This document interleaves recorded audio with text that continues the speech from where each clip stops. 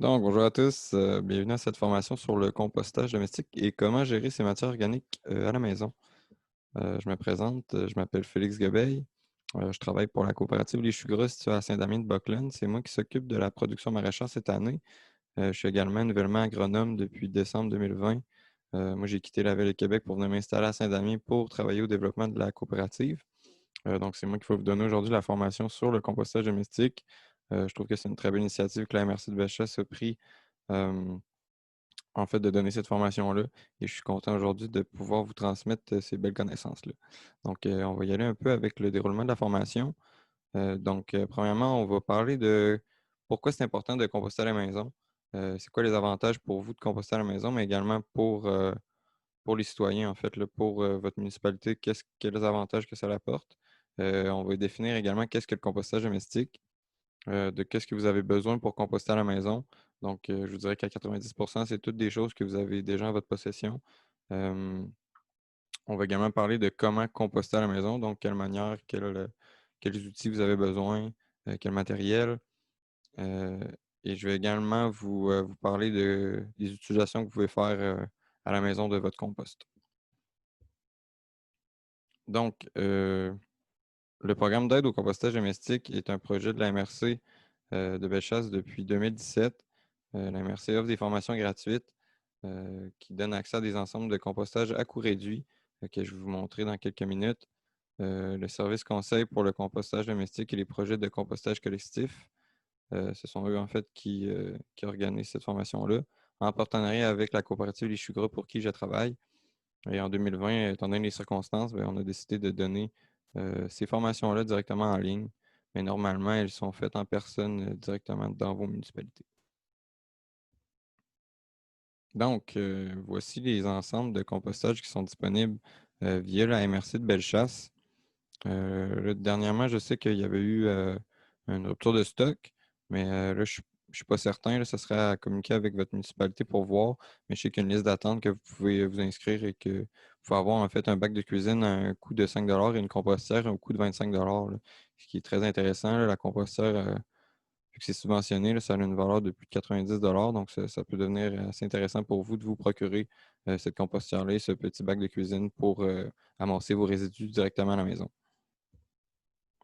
Donc pour mettre un peu la situation, on va vous parler de quelques statistiques euh, sur la gestion des matières résiduelles. Donc, le site d'enfouissement, en fait, est situé à Herma pour Bellechasse et pour la MRC d'Etchemin. Euh, on parle en fait là, de coûts d'enfouissement des matières résiduelles de 140 à la tonne. Ce sont les coûts en 2020. Oui, exactement. Puis à chaque année, en fait, les coûts augmentent, là. Donc, on parle en fait de 130 C'était à 130 en 2019, puis là, on était à plus de 140 par tonne pour gérer les matières résiduelles. Déjà là, on a un avantage, en fait, de commencer à composter, c'est qu'on va réduire cette charge-là dans les sites d'enfouissement, puis réduire aussi le coût, de, le coût de cette charge-là qui, en fait, est payé par les citoyens, là. On parle également d'un coût de transport des matières résiduelles qui est de 80 à la tonne. Donc, vous pouvez comprendre en réduisant la quantité de déchets que vous mettez dans votre bac, ben, vous réduisez également la quantité de matières résiduelles qui se retrouvent au site d'enfouissement. Et donc, on peut réduire les coûts pour les municipalités et donc réduire les coûts pour les citoyens. Comme on peut voir ici, là, on parle d'une distribution des matières résiduelles, là. En gros, qu'est-ce qui se retrouve dans votre bac, là? On peut voir qu'au-dessus de 47 de ce qu'on retrouve dans le bac, donc presque la moitié de ce qu'on retrouve dans votre bac, c'est de la matière organique qui peut être compostée, là. Donc, de là, l'importance de composter à la maison, là. Le fait de composter, c'est vraiment fou, là. On peut réduire de moitié la quantité de déchets qu'on crée. Moi, quand j'ai commencé à composter, là, c'est là que j'ai comme eu un moment d'illumination, je pourrais dire, là, que j'ai compris que, OK, on jette beaucoup, beaucoup de choses qui peuvent être en fait transformées en compost. Puis ce compost-là a une valeur inestimable selon moi. Le compost, c'est la meilleure chose que vous ne pouvez pas donner, que ce soit pour vos plantes, vos plates-bandes. C'est également une manière de retourner à la nature, qu'est-ce qu'on lui prend. Euh, donc, euh, donc, c'est ça, 47 de ce qu'on trouve dans votre bac va être compostable. C'est de la matière organique. Après ça, on parle d'un 35 qui est de la matière recyclable ou des collectes sélectives. Et le reste, on parle de résidus encombrants, résidus de construction, résidus domestiques dangereux, textiles et matières diverses. Donc, déjà là, moi, je trouve que ce tableau-là, ce diagramme-là parle beaucoup. Euh, je pense qu'il y a peu de gens qui réalisent à quel point on peut réduire notre quantité de déchets là, en commençant à composter, là. Et en fait, le fait de composter, c'est la meilleure initiative pour le citoyen parce que ben, la ville n'a pas besoin d'investir dans des infrastructures. Le compostage peut se faire directement chez le citoyen, ce qui réduit encore les coûts là, qui sont par la suite, en fait, payés par les citoyens avec les taxes municipales et tout ça. Donc, le compostage domestique, c'est une solution qui est élégante. Donc, la matière organique, quand elle s'enfouit, lorsqu'on enfouit la matière organique, ce qui arrive, c'est qu'on crée un milieu qui n'a pas d'oxygène. Donc, la matière organique vient qu'à fermenter.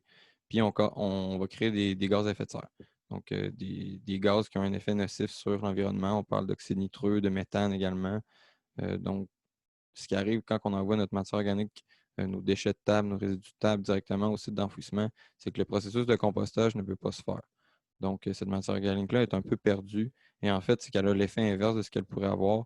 Donc, elle n'est pas bénéfique. Elle ne devient pas bénéfique pour l'environnement. En fait, elle devient néfaste pour l'environnement en créant des gaz à effet de serre. Donc, on dit en fait que la capacité du site d'enfouissement ARMA, si on continue à ce rythme-là, devrait être atteinte d'ici 2047.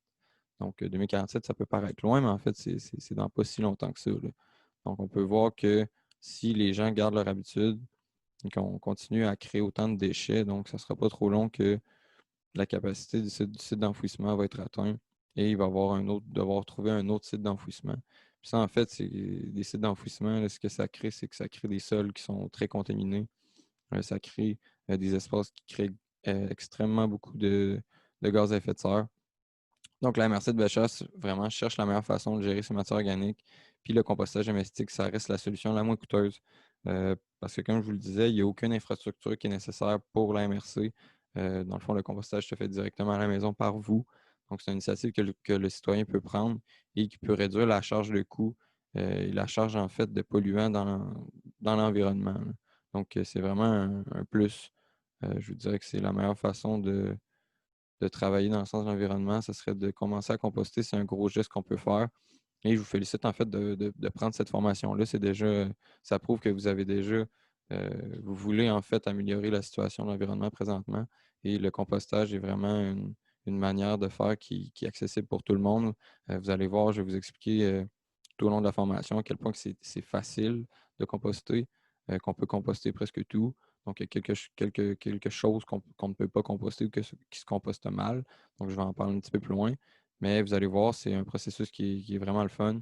Moi, j'adore composter, je tripe sur le compost. C'est vraiment un processus qui est très intéressant. On peut voir la nature travailler parce qu'au bout de la ligne, ce n'est pas nous qui travaillons, c'est la nature qui nous permet de composter nos résidus. Donc, je vais vous donner une petite définition du compost. Le compost ou le compostage, en fait, qu'est-ce que c'est? C'est qu'on accumule la matière organique de manière à nourrir des micro-organismes qui décomposent pour produire du compost. Donc, c'est vraiment ça le processus de compostage. En fait, c'est que nous, tout ce qu'on fait, en fait, c'est qu'on nourrit une microbiologie, on nourrit des organismes qui sont présents naturellement dans vos sols. Donc, si vous avez un terrain, vous n'avez pas besoin d'acheter des micro-organismes. Ils sont présents dans le sol directement. Donc, on peut dire que c'est fou, là, dans 1 gramme de sol forestier, il y a au-dessus de 1 milliard d'organismes vivants qui sont présents. Donc, ce sont vraiment ces organismes-là qui sont bénéfiques, qui vont permettre de dégrader votre matière organique, vos résidus de table pour en faire du compost, qui est en fait du carbone. Donc, c'est une petite définition du compost. Donc, c'est pas nous, c'est pas un processus qui est effectué par nous, l'humain. C'est vraiment les micro-organismes qui nous permettent, en fait, de transformer nos résidus de table en compost là, et en matière organique.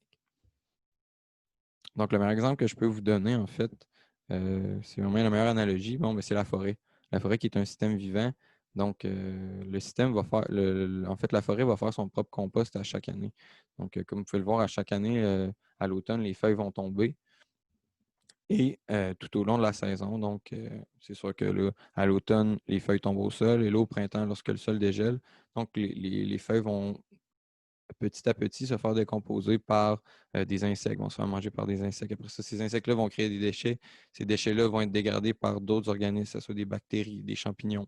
Donc, il y a toute une chaîne alimentaire qui est présente dans nos sols qui permet en fait de dégrader tous ces résidus-là. S'il n'y aurait pas de vie dans nos sols, en fait, ce qui arriverait, c'est qu'on serait enfoui sous les feuilles, sous les résidus, sous les rebuts de bois et de feuilles. Mais à chaque année, en fait, toutes ces feuilles-là se font composter. Ça crée en fait de la matière organique, ça crée une terre forestière qui est riche, qui est pleine de nutriments. Donc, personne n'a besoin de fertiliser la forêt, personne n'a besoin d'arroser la forêt. Donc, cette matière-là, organique-là peut retenir de l'eau, peut retenir des éléments nutritifs, est un milieu de vie pour ces organismes-là. Donc, c'est tout un cycle vivant qui se passe sous nos pieds, que la plupart des gens n'ont pas vraiment connaissance, mais qui est la base de notre vie, là. Donc, sans cette vie-là sous nos pieds, il n'y aurait rien au-dessus, là. Donc, moi, c'est ce qui m'intéresse beaucoup dans l'agriculture, dans les sols. C'est toute cette vie-là qui est présente, toute la diversité microbiologique, je pourrais dire, qui est non visible à l'œil nu, mais qui est présente et euh, qui règne en fait sur notre vie à nous, là, au-dessus du sol. Donc, je vous dirais que la forêt, qui est un système vraiment incroyable, qui est le meilleur exemple. Si vous voulez avoir la meilleure analogie pour le compost, qu'est-ce que c'est? Ben, regardez une forêt, la forêt fait son propre compost à chaque année. Donc, nos alliés, les organismes, donc comme je parlais, on parle d'organismes, de micro-organismes. Donc, ce sont vraiment ces organismes-là, que ce soit des insectes, des vers de terre, des bactéries, des champignons, qui vont se nourrir de notre matière organique. Et il y a vraiment, comme je le disais, une chaîne alimentaire. Donc, on va partir des plus gros organismes qui vont se nourrir des plus gros rebuts, donc des plus gros résidus de table, en venant jusqu'aux plus petits, les plus petits organismes comme les bactéries, qui, eux, vont se nourrir des déchets des plus gros organismes. Donc, c'est vraiment comme au-dessus du sol, c'est une chaîne alimentaire.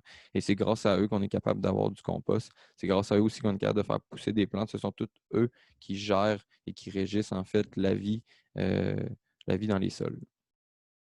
Et c'est grâce à eux, sans ces alliés-là, sans ces organismes-là, il n'y aurait rien. On n'aurait pas de nourriture, on ne serait pas capable de faire rien pousser. Parce que sans vie dans des sols, en fait, on n'est pas capable de faire d'avoir une culture, là. C'est vraiment eux qui permettent de donner de la matière organique, de donner des éléments nutritifs à nos plantes. Donc, le fait de composter, en fait, c'est ça qu'on fait, là.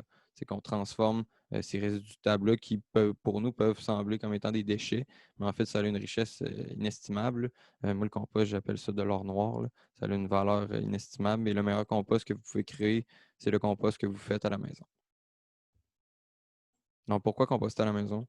C'est vraiment une manière de gérer ses résidus organiques et de réduire sa quantité de poubelles. Comme je vous le disais, on peut réduire jusqu'à 50% la quantité de déchets qu'on crée, là. C'est pas rien, le 50%, là. Donc, c'est 2 fois moins de poubelles qu'on crée, là. Donc, le bac au chemin à chaque semaine, il est 2 fois moins plein. Donc, on peut voir que si à l'échelle, en fait, d'une municipalité, si tout le monde commençait à composter, la quantité de déchets serait tellement moindre, il y aurait tellement moins de coûts associés à ça, donc moins de coûts pour le citoyen, moins de taxes. Donc, parce qu'au bout de la ligne, ce sont nous qui payons pour gérer ces résidus-là. C'est vraiment un bon outil pour jardiner et amender le sol. Comme je vous le disais, il n'y a pas meilleur compost que le compost qui est fait à la maison, un compost qui est fait sur votre terrain avec les alliés que vous avez présents dans votre sol naturellement et que vous allez réutiliser. En fait, ils vont vous transformer ces résidus-là en un compost que vous pouvez après ça utiliser dans votre jardin, utiliser dans vos plates-bandes, sur votre gazon. C'est vraiment un moyen de se nourrir sainement, là, le compost. Un bon compost de maison, un compost, c'est plein de micronutriments, c'est plein d'éléments nutritifs qui vont vous permettre, en fait, si vous avez un jardin à la maison, d'avoir des aliments qui sont riches et denses en nutriments. Donc, c'est également un bon geste pour l'environnement. Donc, comme je le disais, le fait de réduire les quantités de déchets au site d'enfouissement, en fait, c'est qu'on va réduire la quantité de gaz à effet de serre qu'on crée, là. Surtout le méthane et l'oxyde nitreux, qui sont deux gaz vraiment très nocifs pour l'environnement. Et c'était également une belle expérience de collaboration avec la nature, là. C'est le fun à regarder, c'est le fun à voir, c'est le fun à observer nos résidus qui se font dégrader. C'est un peu comme de la magie, je voudrais dire, là, mais c'est pas une magie, c'est vraiment une microbiologie qui est non visible à l'œil nu, qui s'occupe de tout ça et qui transforme vos résidus en un beau compost que vous allez pouvoir utiliser après ça, là. Donc, c'est vraiment un travail qu'on fait jointement avec la nature et c'est vraiment une belle expérience. Donc, on en vient en fait aux ingrédients, aux outils que vous avez besoin. Puis comme je vous le disais, là, c'est sensiblement 90 à 95% des choses que vous avez déjà à la maison. Donc, premièrement, vous avez besoin d'une compostière. Donc, comme je disais, la MRC de Bellechasse en met une compostière de disponible au coût de 25 qui est très intéressante. Donc, la compostière, en fait, tout ce que ça va faire, c'est que ça va vous permettre de mettre vos résidus en tas. La compostière va être aérée, va avoir aussi également un couvercle pour empêcher la pluie de lessiver tous les éléments nutritifs qui sont présents dans votre compost. Vous avez également besoin de matière verte. Matière verte, donc quand je vais parler, je vais répéter souvent ces mots-là, matière verte et matière brune. Matière verte, qu'est-ce qu'on parle? On parle de vos résidus de table. Et la matière brune, en fait, on parle de tout ce qui est brun. On parle de du carbone, donc tout ce qui est feuilles, bois, carton. Je vais en parler un petit peu plus en détail, vous donner des exemples de matière verte et de matière brune que vous pouvez et que vous avez probablement à votre disposition. On parle d'organismes vivants. Les organismes vivants, comme je vous le disais, ils sont présents naturellement dans vos sols. Chaque gramme de sol peut contenir jusqu'à, comme je le disais, 1 milliard d'organismes. Donc ça, vous n'avez pas besoin d'en acheter ou d'en importer. Ils sont présents naturellement dans votre environnement. De l'eau, de l'air, donc ça, présent chez pas mal tout le monde. Un nez, des yeux, je vous dirais que c'est les meilleurs deux outils que vous ne pouvez pas avoir, c'est votre nez, vos yeux. Si vous voulez, vous allez savoir assez vite s'il y a un problème avec votre compost, juste à l'odeur qui est là. Puis également, juste en le regardant visuellement, vous allez être capable de voir, OK, est-ce que mon compost est prêt, est-ce que mon compost a besoin d'eau. Donc, je vous dirais que vos yeux et votre nez sont les deux meilleurs outils que vous allez pouvoir avoir pour gérer et contrôler votre compost. On parle qu'est-ce qui est optionnel également. Ben là, vous pouvez utiliser des gants, une pelle, fourche pour tourner le compost, des aérateurs. Donc, si votre aérateur, en fait, c'est juste un moyen de faire des trous dans votre tas de compost pour augmenter le taux d'oxygène dans le compost. Vous pouvez également utiliser un arrosoir pour arroser votre tas de compost et un tamiseur lorsque le compost est prêt pour tamiser le compost si vous voulez l'utiliser, que ce soit pour vos pots de fleurs, que ce soit pour vos rocailles, votre jardin. Donc, voici un peu les ingrédients et les outils que vous avez besoin pour composter à la maison. Donc, les ingrédients, comme je le disais, la matière verte, ce qui est l'azote. Donc, pour faire du compost, on a besoin d'azote et de carbone. Ce sont les deux matières qu'on a besoin, azote et carbone. Donc, la matière verte, qui est l'azote, on va parler de tout ce qui est humide, frais et mou. On va voir sur la photo que ce soit du marc de café, des pelures de patates, des pelures d'agrumes, du riz, des pâtes, des coquilles d'œufs. Donc, sensiblement tout ce que vous mangez à la maison qui est issu en fait du sol. Donc, que ce soit tous les légumes, le grain, mais également tout ce qui est issu de produits animaux, là. On va revenir un petit peu plus loin. Est-ce qu'on composte ou non la viande? Euh, En fait, par exemple, les coquilles d'œufs, ça, c'est quelque chose qui se compose très bien. Donc, après ça, matière brune, on parle de tout ce qui est le carbone. Donc, tout ce qui est sec, mort et fibreux. On peut voir sur la photo que ce soit des brindilles, des feuilles mortes. Donc, habituellement, si vous avez à l'automne, dont les feuilles tombent au sol, c'est pas mal tout le monde qui ramasse ses feuilles à l'automne et qui les met sur le bord de la route. Souvent, là, moi, en ville, je viens de Québec, puis c'est ça que tout le monde fait, là. Tout le monde, à l'automne, ramasse ses feuilles et les met sur le bord de la route. Mais je vous dirais que les feuilles, c'est la meilleure matière que vous ne pouvez pas ajouter à votre compost. Les feuilles sont pleines de micronutriments. Ça fait le meilleur compost qu'il n'y a pas. C'est un compost de feuilles. Donc, si vous avez des feuilles, gardez-les à l'automne. Je vous dirais parce que le carbone, souvent, c'est ce qui manque. C'est ce qu'on a. S'il y a des gens parmi vous qui ont déjà essayé de commencer à composter et que, bon, s'il y avait des mauvaises odeurs, ça fermentait, vous êtes dit, ouais, le compost, je pense pas. Souvent, c'est qu'il manque de carbone. Donc, le fait d'avoir des feuilles sur demande ou de disponibles, c'est vraiment la meilleure matière selon moi. Mais vous pouvez utiliser également de la chip de bois, du carton, des rebuts, en fait, du journal, papier journal, de la paille. Donc, tout ce qui est brun, qui est fibreux, peut servir de source de carbone pour votre compost. Donc, qu'est-ce qu'on peut mettre dans le compost? Donc, matière verte, comme je le disais, tout ce qui est restant de table, que ce soit pâtes, coquilles de fruits, marc de café, pelures de fruits, pelures de légumes, résidus du jardin, donc tout ce qui est tonte de gazon, que ce soit, mettons, vous faites le ménage de votre potager, vous avez des vieilles feuilles de tomates qui commencent à être jaunes, ou des feuilles de cocombe, ou vous faites le ménage de vos vivastes au printemps. Donc, tout ça peut servir de source d'azote pour aller au compost. Euh, Également du fumier, donc si vous avez des petits animaux, des poules, des lapins, vous pouvez utiliser en fait le mélange. Souvent, ces animaux-là, on va leur mettre une litière, que ce soit de la ripe de bois, donc ça va leur permettre d'absorber leurs déchets. Donc, vous pouvez utiliser après ça tout ce fumier de poule-là, fumier de lapin pour, en fait, comme source d'azote dans votre compost. Donc, matière brune, comme je le disais, donc tout ce qui est feuilles mortes, paille, papier, carton, journal, copeaux de bois.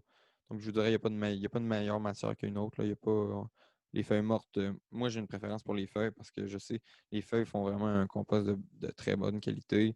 Elles sont pleines de micronutriments. Donc, les feuilles à l'automne, lorsqu'elles tombent, tous les nutriments en excédent que l'arbre produit vont tomber dans ces feuilles-là. Mais si vous n'avez pas de feuilles de disponibles, vous avez beaucoup de paille, beaucoup de papier, beaucoup de carton. Donc, la meilleure matière, c'est la matière que vous avez en plus grande quantité au plus faible prix, là, pour ne pas dire gratuitement. Donc, le défi, comme je disais souvent, l'élément limitant lorsqu'on veut faire du compost, c'est les sources de carbone. C'est pour ça que je dis qu'à l'automne, c'est vraiment une bonne idée de garder ces feuilles. Donc, une excellente source de carbone et de nutriments, de micronutriments surtout. Euh, donc, je vous conseille de les conserver en grande quantité au sec, dans des sacs. Donc, vous allez pouvoir en avoir toujours disponible à votre portée pour ajouter à votre compost. Donc, je vous explique un petit peu plus loin, mais à chaque fois qu'on va ajouter nos résidus de table à notre compost, on va devoir ajouter du carbone également. Donc, c'est pour ça que c'est important d'avoir toujours du carbone sous la main. Donc, attention. Donc, là, je parlais un peu tout à l'heure des matières qu'il faut peut-être éviter ou mettre en moins grande quantité. Donc, on parle de matières interdites, tout ce qui est litière de chats et chiens, produits chimiques, cadavres d'animaux, sacs biodégradables. Euh, Puis on dit matière interdite, mais je veux dire, il n'y a rien qui vous interdit de le faire si vous voulez faire des expériences et composter votre litière de chat et de chien. Bon, vous pouvez le faire. Mais je vous déconseille peut-être de mettre ça dans vos jardins ou dans vos plates-bandes, là, mais c'est quelque chose qui peut se faire. Mais pour votre tas de compost que vous allez utiliser pour votre jardin ou pour votre pelouse, je vous déconseille de mettre ces matières-là. Donc, on dit éviter en grande quantité tout ce qui est viande, poisson, gras, produits laitiers, huile. Donc, ici, on dit à vos risques et périls. Donc, ces matières-là, souvent, ce qui arrive, c'est qu'ils vont se décomposer beaucoup plus lentement que les résidus de table. Donc, c'est pour ça qu'on vous dit donc à vos risques et périls, peut-être y aller avec parcimonie. Moi, je ne suis pas quelqu'un qui mange extrêmement. Je mange pas beaucoup de viande. Donc, une fois ou deux fois par semaine, même si je mets des petits résidus de viande dans mon tas de compost, il n'y aura pas de problème. Mais souvent, ce qui arrive, c'est que ça va peut-être créer des odeurs qui vont pouvoir attirer possiblement des ratons laveurs, des moufettes, donc des petits rongeurs qui vont pouvoir venir fouiller dans votre compost. Et ce n'est pas nécessairement quelque chose qu'on veut. Euh, Puis également, souvent, c'est le temps de compostage qui est un petit peu plus long. On parle aussi en fait, d'être prudent avec tout ce qui est feuilles de chêne, feuilles de rhubarbe, cendre de poêle à bois. Donc, feuilles de chêne, c'est très riche en tanins. Ça va peut-être acidifier votre compost, qui va ralentir le taux de décomposition. Donc, si vous voulez ajouter des feuilles de chêne ou feuilles de rhubarbe, vous pouvez y aller, mais encore une fois, on y va avec parcimonie, donc ne pas en mettre en trop grande quantité à la fois.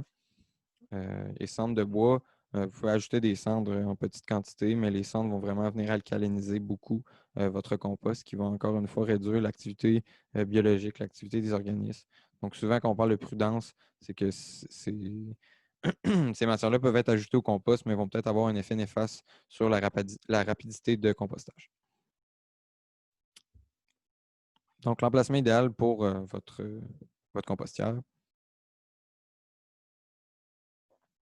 Donc, on parle à l'ombre, parce que c'est sûr que c'est au gros soleil. Comme je vous disais, le compost, c'est quelque chose de vivant. Il y a beaucoup de vie dans le compost. Donc, si on met ça au gros soleil, c'est sûr que ça peut avoir des effets néfastes sur la vie présente dans le compost. Protéger du vent également là, pour éviter peut-être s'il y a des mauvaises odeurs qui se retireraient de votre compost. Mais si vous suiviez bien la recette que je vais vous donner dans quelques instants, il ne devrait avoir aucune odeur. Le compost ne devrait jamais sentir. Mais protéger du vent, donc pour pas que peut-être les feuilles que vous avez présentes dans votre compost ne s'envolent. Euh, En contact direct avec le sol. Donc ça, c'est extrêmement important de ne pas mettre votre compostière sur une dalle de béton ou sur de l'asphalte. Parce que c'est vraiment à partir du sol que les organismes, les micro-organismes bénéfiques, les organismes qui ont besoin d'oxygène pour vivre et également pour décomposer vos résidus, qui vont venir migrer à partir du sol dans votre compost. Donc, c'est pour ça que je vous dis que vous n'avez pas besoin d'importer, que ce soit des organismes ou d'acheter des micro-organismes. Je veux dire, ils sont présents dans le sol naturellement. Et si vous mettez votre compost directement en contact avec le sol, ils vont migrer dans votre compostière et le processus de compostage va pouvoir commencer. Sur un sol qui se draine bien pour éviter l'eau qui s'accumule. On parle également de le mettre proche du jardin pour pas que ça soit trop loin de la maison, pas que ça devienne une tâche, que ça devienne lourd d'aller porter votre compost. Et dépendamment de la fréquence que vous allez y aller, donc durant l'été, moi, je vais un petit peu plus souvent porter mes résidus de compost à la compostière parce qu'il fait chaud, puis là, il peut y avoir un peu de mouche à fruits, des odeurs moins agréables qui peuvent se développer plus rapidement étant donné la température. Donc, et pas trop proche des voisins. Et il faut penser à l'hiver parce qu'on peut également composter l'hiver. Donc, c'est important d'avoir le compost qui est la compostière pas trop loin. Donc, pour pas que ce soit à l'autre bout du terrain, pour que tu es en plein mois de février, lorsqu'il y a 6 pieds de neige dehors, que vous ne soyez pas pris à court, que vous ne pouviez pas aller porter votre compost. Donc, le compostage, c'est un processus qui peut se faire à l'année longue. Donc, c'est pour ça qu'on vous conseille de le mettre proche du jardin, proche de la maison, pour qu'il soit toujours accessible 12 mois par an. Vous pouvez également le faire directement sur le gazon, ça fonctionne. Je veux dire, le gazon va finir par mourir, va se faire étouffer par vos résidus, par votre carbone, les feuilles que vous y mettez. Ou vous pouvez faire également juste couper et tourner le gazon pour aider, euh, dans le fond, accélérer le processus de démarrage.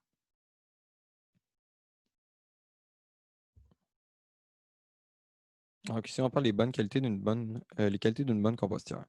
Donc, on peut le voir sur la photo ici. Donc, une bonne compostière va avoir une bonne aération parce que ça, c'est primordial.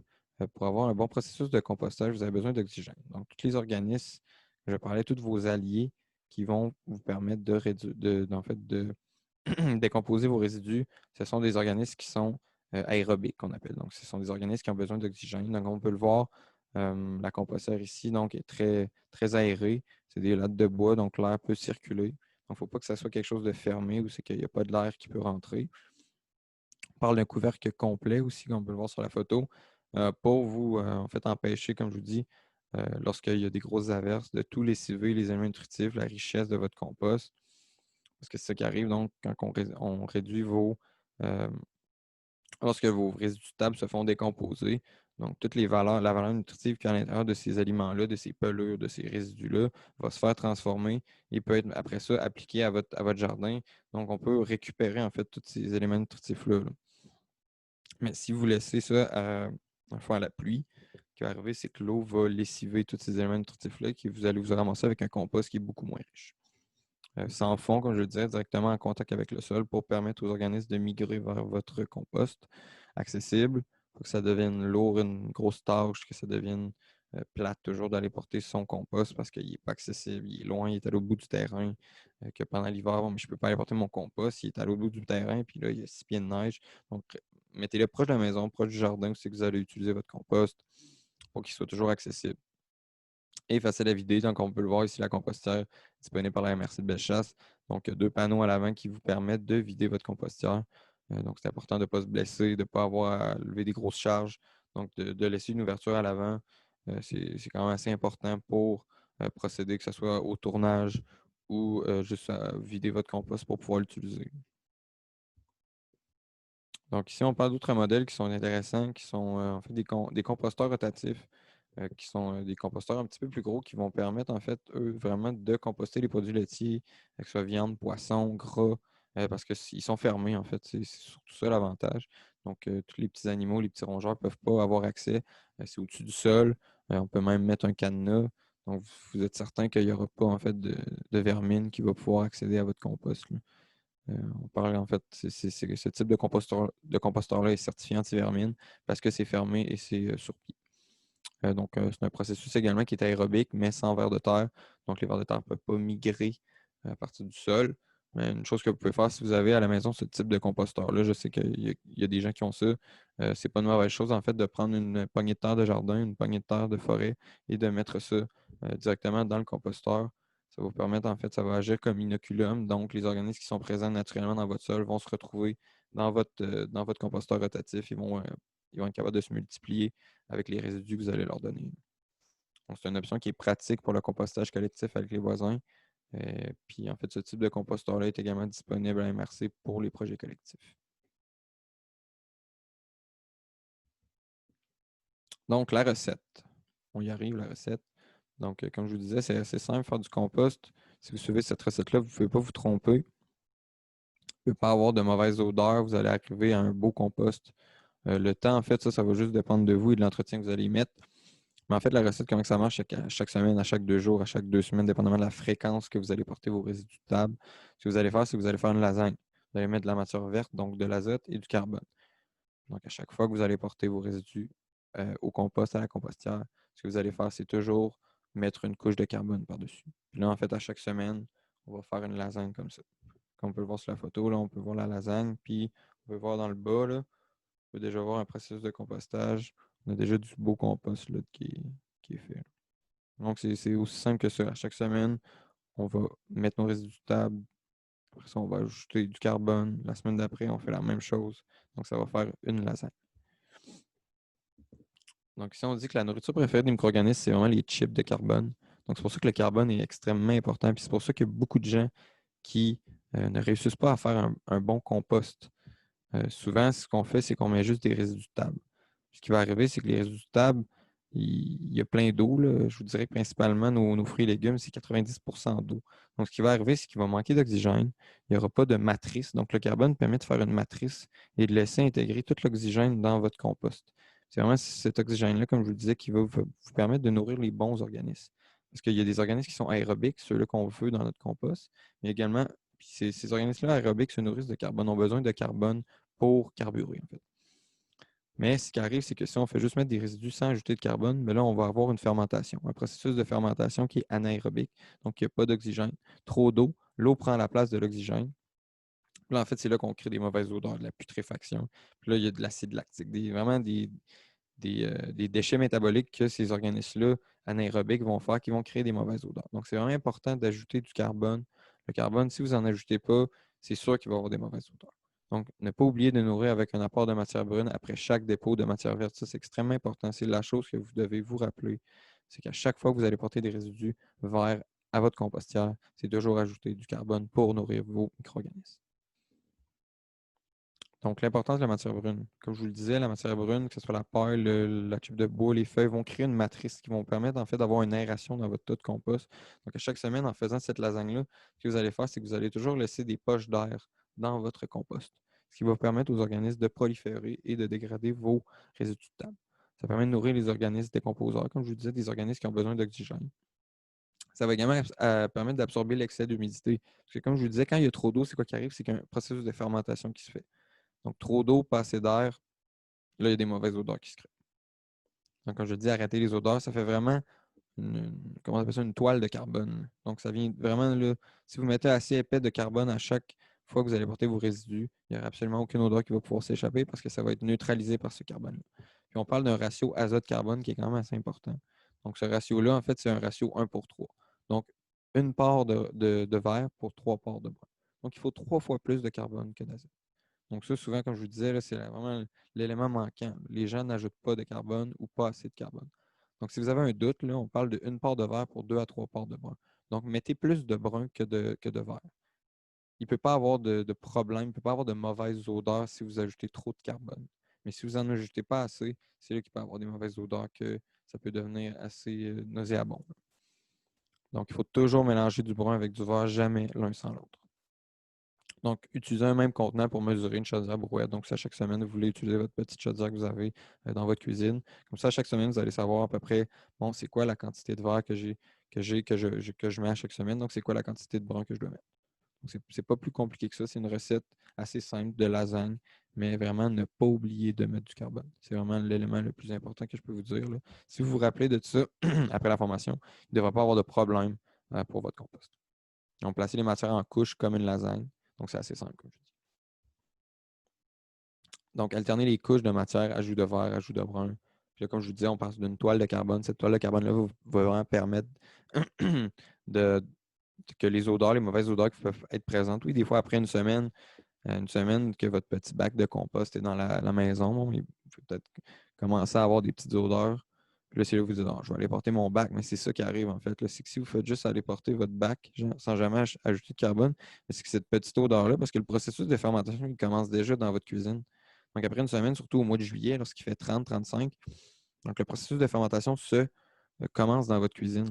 Donc, ce que vous voulez faire, vous, là, c'est, là, comme je vous dis, la fermentation, ce n'est pas les bons organismes, c'est des organismes qui sont anaérobiques, qui n'ont pas besoin d'oxygène.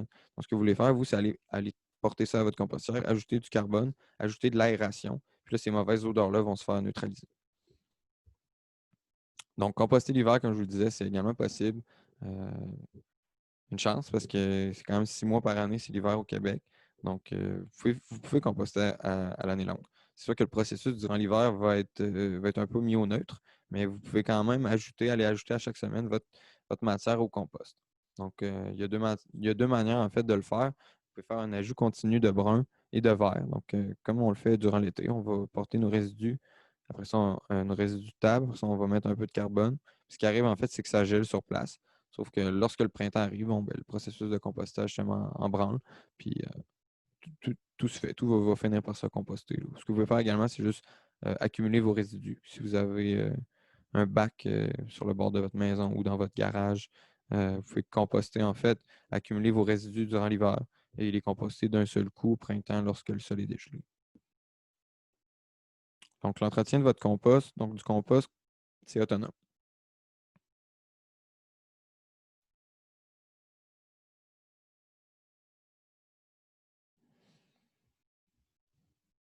Ouais. Donc, comme je disais, du compost, c'est autonome. Donc, les organismes qui font le travail pour nous. Donc, comme je le disais, c'est vraiment un travail un, un travail, une alliance avec les organismes. Ce ne sont pas nous, les humains, qui vont faire le processus de compostage. Ce sont les organismes présents dans le sol. Donc, on n'a pas à faire grand-chose. Donc, vous pouvez mettre l'énergie que vous voulez.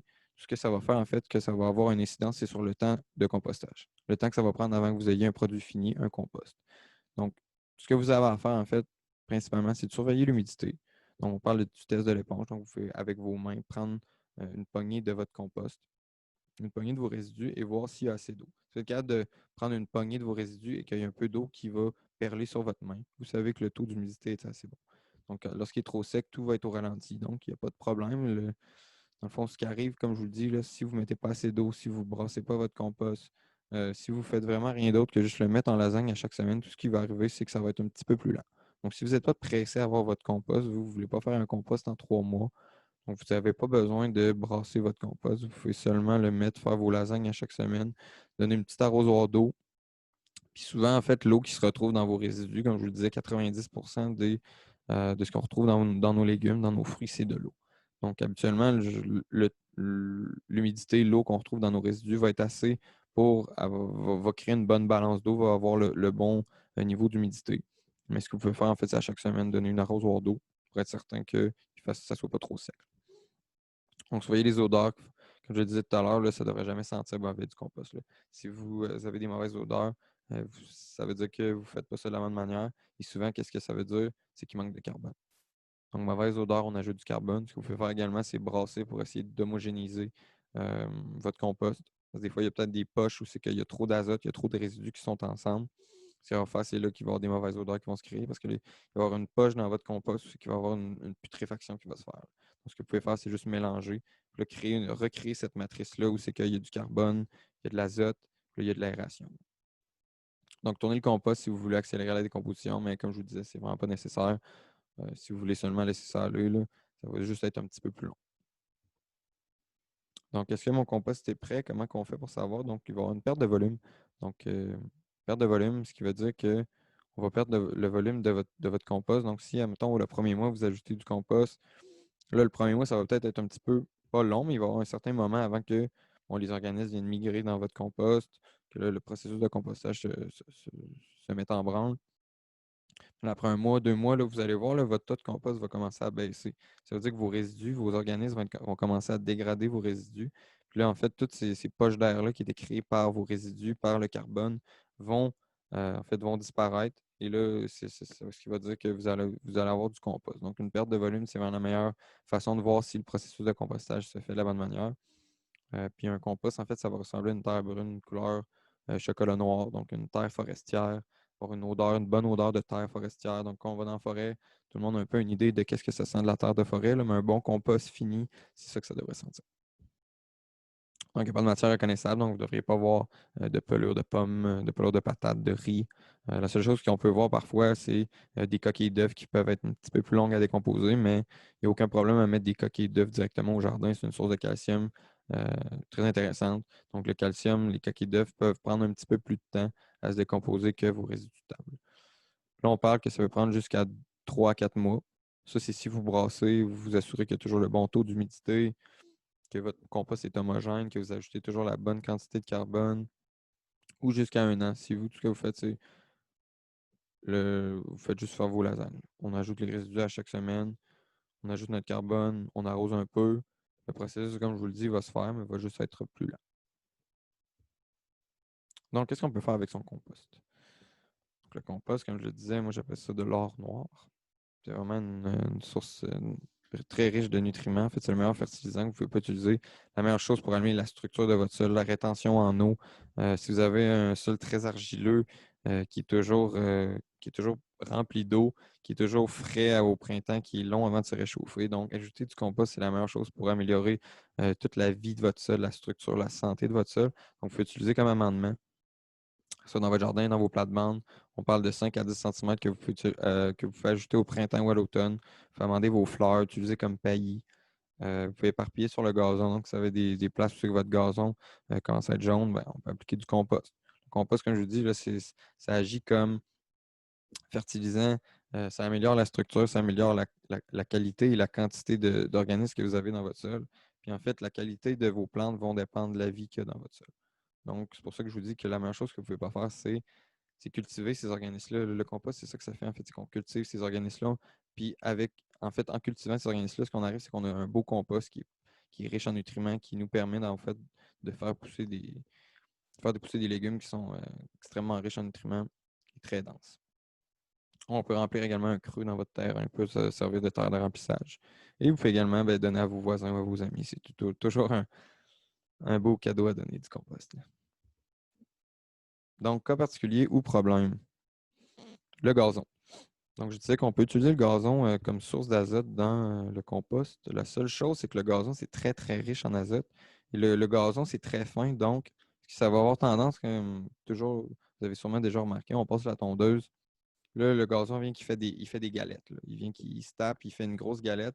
Puis là, ou si vous avez peut-être déjà laissé un tas de gazon ensemble, ce que ça va faire, c'est que ça va commencer à chauffer, chauffer, chauffer. Puis là, il va y avoir des mauvaises odeurs qui vont sortir, là.